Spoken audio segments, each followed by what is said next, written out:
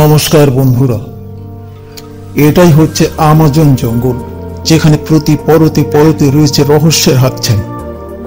এখানে জঙ্গল এতটাই ঘন যে কোনো কোনো স্থানে আজও পর্যন্ত সূর্যের আলো এসে পৌঁছায়নি। তাহলে বুঝতেই পারছো কত বিপজ্জনক হতে পারে এই জঙ্গল। তবুও মানুষের অদম্য স্পৃহা কোনো কিছুতেই দমিয়ে রাখতে পারেনি তাদেরকে। এগিয়ে নিয়ে গেছে এই জঙ্গলের গভীর থেকে গভীরে। শুধুমাত্র আবিষ্কার করার নেশা তাদেরকে পাগল করে তুলেছে। আজ এখানে একদল সাহসী অভিযাত্রীরা আমাজনের অদম্য হৃৎপিণ্ডে ঝাঁপ দেওয়ার জন্য প্রস্তুত। পৃথিবীর ফুসফুস হিসাবে পরিচিত অ্যামাজন রেইন ফরেস্ট এমন এক জায়গা যেখানে প্রকৃতি তার ভয়ঙ্করতা এবং রহস্য উভয়ই প্রদর্শন করে। কল্পনা করো, ঘন ছাউনির নিচে দাঁড়িয়ে আছো, যেখানে সূর্যের আলো খুব কমই প্রবেশ করতে পারে। বাতাস আর্দ্রতায় ভারী এবং তোমার প্রতিটি পদক্ষেপেই তুমি অদেখা প্রাণীদের স্বর স্বর শব্দ শুনতে পাও।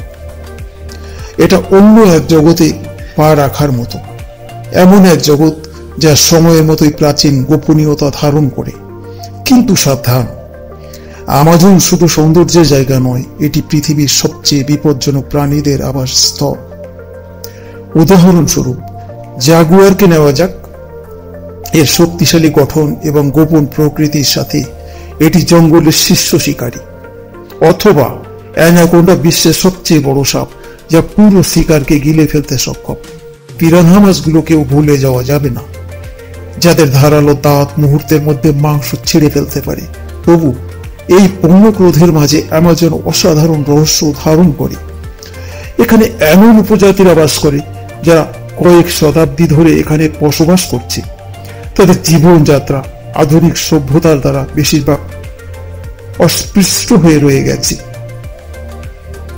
তাদের কাছে এমন ঔষধি গাছপালার জ্ঞান রয়েছে যা ঔষধ সম্পর্কে আমাদের ধারণাকে আমূল বদলে দিতে পারে। এবং তারপর কিংবদন্তি আছে, গভীর অভেদ্য জঙ্গলের মধ্যে লুকিয়ে থাকা সোনার তরী হারিয়ে যাওয়া শহরের গল্প। এমন একটি রহস্য হলো ফুটন্ত নদীর ধাঁধা। পেরুর আমাজনের গভীরে এই নদীর তাপমাত্রা এত বেশি যে যে কোনো দুর্ভাগা প্রাণী এতে পড়লে সেদ্ধ হয়ে যেতে পারে। কোন আগ্নেয়গিরির কার্যকলাপ থেকে এত দূরে কিভাবে এমন ঘটনা ঘটতে পারে তা নিয়ে বিজ্ঞানীরা এখনো মাথা খুঁজে পাচ্ছেন না। আমাদের গ্রহের জলবায়ুতে অ্যামাজনের ভূমিকা কি? এই বিশাল রেইন ফরেস্ট পৃথিবীর অক্সিজেন এবং কার্বন ডাই অক্সাইডের মাত্রা নিয়ন্ত্রণ করে এবং সেখানে গুরুত্বপূর্ণ ভূমিকা পালন করে। এটি একটি জীবন্ত শ্বাস প্রশ্বাস নেওয়ার সংস্থা যা পুরো বিশ্বকে প্রভাবিত করে। তাই যদি তুমি কখনো অ্যামাজনের ভ্রমণের সুযোগ পাও, তাহলে সম্মান এবং সতর্কতার সাথে সেটা পড়ো। তুমি আমাদের গ্রহের সর্বশেষ সত্যিকারের বন্য সীমান্তের আশ্চর্য এবং বিপদের মধ্যে হাঁটবে। আমাজনের বন্য হৃৎপিণ্ডে এই যাত্রায় আমাদের সাথে যোগ দেওয়ার জন্য ধন্যবাদ। কৌতূহলী হও, নিরাপদ থাকো এবং অন্বেষণ করতে থাকো। পৃথিবীর ফুসফুস নামে পরিচিত অ্যামাজন রেইন ফরেস্ট শুধু সবুজ গাছপালা আর সুন্দর পাখির জন্য নয়, বরং এর ভয়ঙ্কর এবং হিংস্র প্রাণীদের জন্য বিখ্যাত। এই জঙ্গলে এমন কিছু প্রাণী বাস করে যাদের সাথে দেখা হলে শির দ্বারা শীতল হয়ে যাওয়া আর কাঁপন ওঠা স্বাভাবিক। চলো, আজ তোমাকে নিয়ে যাব অ্যামাজনের গভীরে, যেখানে প্রকৃতির সবচেয়ে ভয়ঙ্কর প্রাণীগুলো রাজত্ব করে। শুরু করি অ্যামাজনের শিকারী রাজা জাগুয়ারের কথা দিয়ে। শক্তিশালী এই বিড়ালটি এমন শিকারী যার কামড়ের শক্তি এতটাই তীব্র যে এটি সহজেই একটি কাইমেন বা কচ্ছপের খোলস ভেঙে দিতে পারে। জাগুয়ার তার শিকার ধরতে জঙ্গলের ছায়ায় গোপন থাকে এবং মুহূর্তে আক্রমণ করে।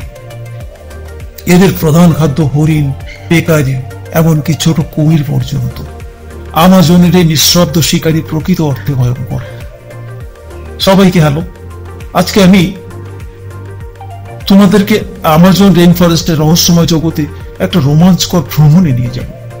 সেখানে আমরা দেখা করব জঙ্গলের রাজা জাগুয়ারের সাথে। একবার কল্পনা করুন, ঘন কুয়াশাচ্ছন্ন জঙ্গল, আর্দ্র মাটি আর অদ্ভুত সব পাখির ডাক। হঠাৎ ছায়ায় আড়াল থেকে বেরিয়ে আসলো শক্তিশালী আর রহস্যময় জাগুয়ার। এই অসাধারণ বিরাট বিড়াল শুধু একটা হিংস্র প্রাণী নয়, কিন্তু এটি গোপন থাকার এবং শক্তির এক অদ্ভুত সমন্বয়। তোমরা কি জানো জাগুয়ারের কামড় এতটাই শক্তিশালী যে এটি তার শিকারের খুলি চূর্ণ বিচূর্ণ করে দিতে পারে, এমনকি কচ্ছপের শক্ত খোলও ফুরিয়ে দিতে পারে। হ্যাঁ, এটা সত্যি। জাগুয়ার খুবই দক্ষ শিকারী। তারা ঝোপের আড়ালে লুকিয়ে থাকে, তাদের গায়ে ফুলের মতো ছোপগুলো জঙ্গলের আলো আঁধারির সাথে মিশে যায়। আর যখন তারা আক্রমণ করে তখন তাদের গতি এতটাই তীব্র হয় যে শিকারের পালানোর কোনো সুযোগ থাকে না। তারা হরিণ, বন্য, শূকর, এমনকি ছোট কুমিরও খেয়ে ফেলে। এই সুন্দর প্রাণীরা শুধু শিকারী নয়, তারা আমাদের বাস্তুতন্ত্রের জন্য খুবই গুরুত্বপূর্ণ। অন্যান্য প্রাণীর সংখ্যা নিয়ন্ত্রণ করে জাগুয়ার রেইন ফরেস্টের ভারসাম্য রক্ষা করে। কিন্তু দুঃখের বিষয় হলো যেন বন ধ্বংস এবং চোরা শিকারের কারণে এই সুন্দর প্রাণীগুলি বিলুপ্তির ঝুঁকির মুখে। তাই পরের বার যখন তুমি আমাজনের কথা ভাববে তখন মনে রেখো জাগুয়ারের কথা, এই নীরব শক্তিশালী জঙ্গলের রাজা। এসো আমরা সবাই মিলে এই অসাধারণ প্রাণীগুলিকে রক্ষা করি, কারণ তাদের ছাড়া আমাজন আর আগের মতো থাকবে না। আমাদের সাথে এই অভিযানে অংশগ্রহণ করার জন্য ধন্যবাদ। আরো আকর্ষণীয় বন্যপ্রাণীর গল্প পেতে লাইক, শেয়ার এবং সাবস্ক্রাইব করতে ভুলো না। দেখতে থাকো পরবর্তী দৃশ্যগুলো এবং নতুন কিছু খুঁজে বের করতে থাকো। আমরা এবার কথা বলি পৃথিবীর সবচেয়ে বড় এবং ওজনদার সাপ গ্রিন অ্যানাকোন্ডা নিয়ে। এই অ্যানাকোন্ডাকে বলা হয় অ্যামাজনের দৈত্য। দৈর্ঘ্যে এটি 30 ফুট পর্যন্ত হতে পারে এবং শিকার ধরার জন্য এটি শিকারকে পেঁচিয়ে পেঁচিয়ে শ্বাসরোধ করে ফেলে। বড় বড় স্তন্যপায়ী প্রাণী থেকে শুরু করে কাইমেন পর্যন্ত এর শিকার। তবে ভয় পাবে না, অ্যানাকোন্ডা সাধারণত মানুষকে আক্রমণ করে না। তবে একবার যদি মুখোমুখি হয়েই যাও তবে আর পালানোর সুযোগ খুবই কম পাবে তুমি। মিলিত হওয়ার জন্য প্রস্তুত হও, কারণ আজকের ভিডিওতে আমরা তোমাদের নিয়ে যাব অ্যানাকোন্ডার রহস্যময় জগতে। এই বিশাল নদীর দৈত্যের শিকার ধরার দৃশ্যগুলো তোমাদের অবাক করে দেবে। অ্যানাকোন্ডা, যা বিশ্বের সবচেয়ে বড় সাপ, প্রাণীর সাথে মিশে থাকা জীবনযাত্রা ও শিকার ধরার কৌশল নিয়ে এখানে বিশ্লেষণ করা হয়েছে। দেখো কিভাবে তারা তাদের শক্তিশালী শরীর ব্যবহার করে ক্ষুদ্র প্রাণীকে ধরতে পারে। নদীর গহনে এই নিয়মিত অভিযানগুলো তোমাদের জন্য এক অনন্য অভিজ্ঞতা হবে। দক্ষিণ আমেরিকার ঘন বৃষ্টি বনের গভীরে, মানে যেটাকে রেইন ফরেস্ট বলা হয়, তার ঘোলা জলের নিচে লুকিয়ে রয়েছে এক একটি জীবন্ত বিপদ। এটি অ্যানাকোন্ডার রাজ্য। অসীম শক্তি এবং চাতুর্যের প্রাণী এরা। এরা পৃথিবীর বৃহত্তম সাপগুলির মধ্যে একটি। অনেক প্রাণীর হৃদয়ে ভয় জাগানোর মতো কিছু। অ্যানাকোন্ডা কেবল ভৌতিক গল্প নয়, ওরা আসল। এই সাপগুলি অ্যামাজন এবং ওরিনোকো নদীর অববাহিকায় উষ্ণ জলে তাদের বাসস্থান তৈরি করে। আপনি হয়তো ওদের কাদা মাটির তীরে রোদ পোহাতে বা প্লাবিত বনে চুপচাপ সাঁতার কাটতে দেখতে পারেন। আসলে বিভিন্ন ধরনের অ্যানাকোন্ডা রয়েছে, কিন্তু সবুজ অ্যানাকোন্ডা সবার মধ্যে বৃহত্তম। কল্পনা করুন একটি বাসের মতো লম্বা একটি সাপ। সবুজ অ্যানাকোন্ডা এতটাই বড় হতে পারে, এরা 5 মিটারেরও বেশি লম্বা হতে পারে, আর কিছু আরো বড়। এটা বেশিরভাগ গাড়ির চেয়েও লম্বা। এই সাপগুলি খুব ভারীও। একটি বড় অ্যানাকোন্ডার ওজন একজন পূর্ণবয়স্ক মানুষের সমান হতে পারে, এমনকি কখনো কখনো 2 জনের চেয়েও বেশি। ওদের আঁশ মসৃণ এবং সহজেই পানিতে সাঁতার কাটতে সাহায্য করে। ওদের দেহ মোটা এবং পেশিবহুল। এটি তাদের শিকারকে পরাভূত করতে সাহায্য করে। অ্যানাকোন্ডা বিষধর নয়, মানে ওদের বিষ নেই, কিন্তু ওদের এর দরকারই পড়ে না। ওদের শক্তি যথেষ্ট। অ্যানাকোন্ডা হলো কৌশলী শিকারী। এর মানে হচ্ছে ওরা ধৈর্য সহকারে শিকার কাছে আসার জন্য অপেক্ষা করে থাকে। ওরা ছদ্মবেশে বিশেষজ্ঞ। ওদের সবুজ এবং বাদামি আঁশ পানি এবং গাছপালার সাথে পুরোপুরি মিশে যায়। যখন কোন প্রাণী পানি খাওয়ার জন্য নদীর ধারে আসে, অ্যানাকোন্ডা আক্রমণ করে বসে তাদেরকে। ওরা তাদের শক্তিশালী দেহ দিয়ে শিকারকে জড়িয়ে ধরে, শক্ত করে চেপে ধরে যতক্ষণ না শিকার তার শ্বাস নিতে না পেরে মারা যাচ্ছে। নদীর তীরে ঘাস খাচ্ছে একদল ক্যাপিবারারা এদের ভয়ঙ্কর ভাবে শিকার হয়ে যায় মাঝে মাঝে। পানির নিচে লুকিয়ে থাকা বিপদের অজান্তে এরা তাদের শিকার হয়ে যায়। নদীর তীরে ঘাস খাচ্ছে একদল ক্যাপিবারা। সবচেয়ে মোটা এবং তৃপ্ত ক্যাপিবারাটি পানি খাওয়ার জন্য নদীর কিনারার কাছে চলে যায়। হঠাৎ পানি থেকে লাফিয়ে উঠে অ্যানাকোন্ডা মুখ প্যাদান করে অ্যানাকোন্ডা গভীর পানি থেকে ছুটে আসে। ক্যাপিবারাটি ভয়ে চিৎকার করে ওঠে, কিন্তু তখন খুব দেরি হয়ে গেছে। অ্যানাকোন্ডার মুখ ক্যাপিবারার মাথায় কামড় বসায়। অ্যানাকোন্ডা তার শক্তিশালী দেহ দিয়ে ঝটপট করা ক্যাপিবারাটিকে চেপে ধরে। পানিতে তীব্র ঢেউ তৈরি হয়। প্রতিবার ক্যাপিবারা যখন শ্বাস ছাড়ে, অ্যানাকোন্ডা আরো শক্ত করে চেপে ধরে। আস্তে আস্তে শিকারকে শ্বাসরোধ করে অ্যামাজনের রক্ষক হই অ্যানাকোন্ডা। এমন একটি সংগ্রামের পর পানি আবার স্থির হয়ে যায়। বিশাল খাবার সহ অ্যানাকোন্ডা পাচন করার জন্য আস্তে আস্তে ঘোলা জলের গভীরে ফিরে যায়। পুনরায় শিকার করার আগে দিন বা সপ্তাহ লেগে যেতে পারে। অ্যানাকোন্ডা ভয়ঙ্কর মনে হতে পারে, কিন্তু ওরা তাদের পরিবেশের জন্য অত্যন্ত গুরুত্বপূর্ণ। শীর্ষ শিকারী হিসেবে ওরা প্রকৃতির ভারসাম্য বজায় রাখতে সাহায্য করে। দুঃখের বিষয়, এই আশ্চর্যজনক প্রাণীগুলি বাসস্থান হ্রাস এবং শিকারের হাতে বিপদের মুখে। অ্যামাজনের এই দৈত্যদের রক্ষা করা আমাদের কাজ। আমাদের নিশ্চিত করতে হবে যে তাদের বসবাসের জন্য একটি নিরাপদ স্থান আছে, যাতে ওরা তাদের রাজত্বে জলজ রাজ্যের রাজা এবং রানী হিসেবে থাকতে পারে। আবার তোমাদেরকে স্বাগতম জানিয়ে আজকে আমরা আমাজন নদীর কাদামাখা জলে ডুব দেব এবং সেখানে লুকিয়ে থাকা এক কুখ্যাত বাসিন্দা পিরানা মাছের সত্য কাহিনী উদ্ঘাটন করব।